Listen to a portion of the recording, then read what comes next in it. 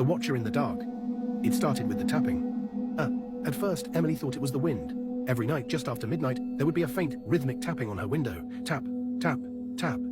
It never lasted long, just a few minutes before fading into the silence of the night. She told herself it was nothing. A tree branch, maybe, brushing against the glass, but there were no trees near her second-floor bedroom window. After a week, the tapping grew louder. Tap, tap, tap. Emily would lie in bed, frozen, eyes wide open, listening. The sound seemed too deliberate, too rhythmic. She checked the window every morning, but there were no signs of anything unusual. No scratches, no smudges, nothing. Yet the tapping persisted, night after night. Then came the whispering. One night, just as the tapping began, Emily thought she heard something else beneath it. At first, it was almost imperceptible, like a distant breeze. But as she strained to listen, the sound became clearer. A voice, low and soft, whispering her name. Emily. Her heart pounded in her chest. She pulled the blankets over her head, trying to block out the sound, but the whispering continued. Emily, come, look. The next morning, she convinced herself it was a dream, a trick of her mind. But the following night, the tapping and the whispering returned, more insistent this time. Come to the window. I'm waiting. Emily didn't sleep that night. She sat up in bed, staring at the window, terrified of what she might see if she looked. But no matter how hard she tried to ignore it, the voice never stopped calling her name. The next day, she decided to tell her best friend, Sarah, about the strange occurrences. Sarah laughed it off, calling it a case of overactive imagination. She suggested Emily stay at her place for a few nights to get away and see if the tapping followed her. Desperate for relief, Emily agreed. That night, Sarah's apartment was quiet. Emily felt a sense of relief as she settled into the guest bed. But just as she was drifting off to sleep, she heard it. Tap, tap, tap. The same sound, louder than ever. She shot up in bed, heart racing, and there it was again. The whispering. Emily, shh, come, look.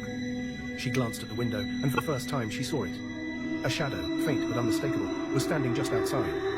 The figure was tall and thin, with hollow eyes that seemed to glow faintly in the darkness. It was staring right at her, motionless, waiting. Emily screamed, and Sarah rushed into the room, but when she flipped on the light, the figure was gone. Emily tried to explain what she had seen, but Sarah looked concerned, not convinced. It was just a nightmare, she said. You've been under a lot of stress. But Emily knew it wasn't a dream. She returned home the next day, exhausted and on edge.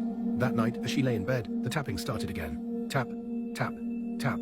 The whispering followed, clearer than ever. Emily, look at me. Unable to take it anymore, she decided to face it. She slowly got out of bed, heart pounding, and crept toward the window. The tapping grew more frantic as she approached, and the whispering grew louder. Look at me, Emily. With trembling hands, she pulled back the curtains.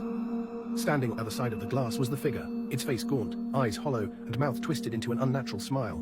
Its fingers, long and bony, tapped against the window in a slow, deliberate rhythm. Emily couldn't move. The figure tilted its head as if studying her. Then it raised one hand and pointed to the latch on the window.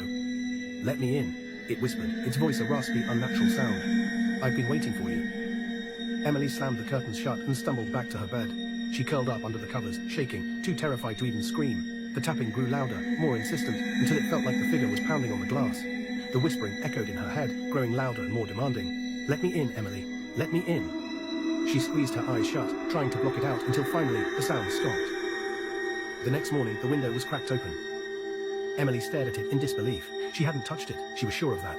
She hurriedly closed the window and locked it, but deep down she knew it wouldn't matter. That night, the tapping didn't come from the window. It came from inside her closet. It said that if you hear the tapping in the night, whatever is watching you has already found a way in.